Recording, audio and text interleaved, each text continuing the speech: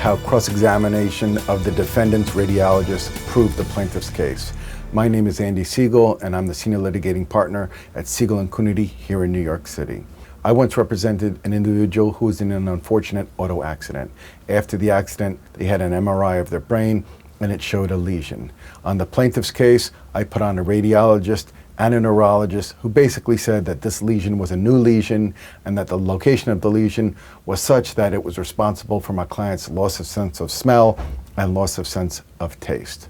The defendant's radiologist said, yes, there was a lesion in the brain, but it was old and remote in time, not related to this accident. Maybe my client had fallen off the bed as a child or something.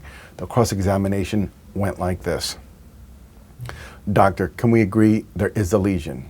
Agreed. No issue for the jury? No issue for the jury. There is, in fact, a lesion in the frontal lobe of my client's brain. Correct? Correct.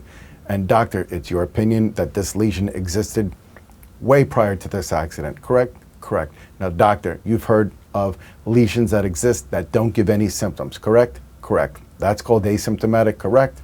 Correct. And when lesions exist and they're asymptomatic, they're also quiet, correct?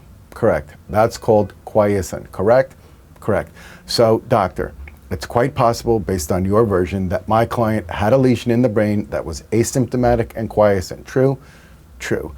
Doctor, there are times where there are lesions in the brain that don't cause any symptomatology whatsoever, correct? Correct. Meaning they could have a lesion in the brain and it's not causing them any problems one way or the other, correct? Correct.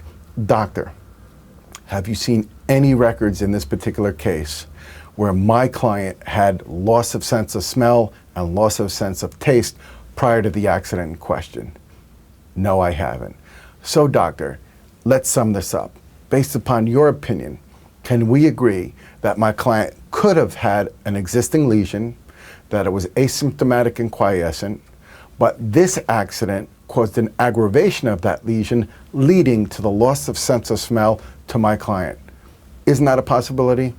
Correct. Doctor, not only is it a possibility, but if in fact my client had sense of smell, had sense of taste before this accident, and after this accident had no sense of smell and had no taste, then can we agree that this accident was a substantial factor in causing the loss of sense of smell and the loss of sense of taste?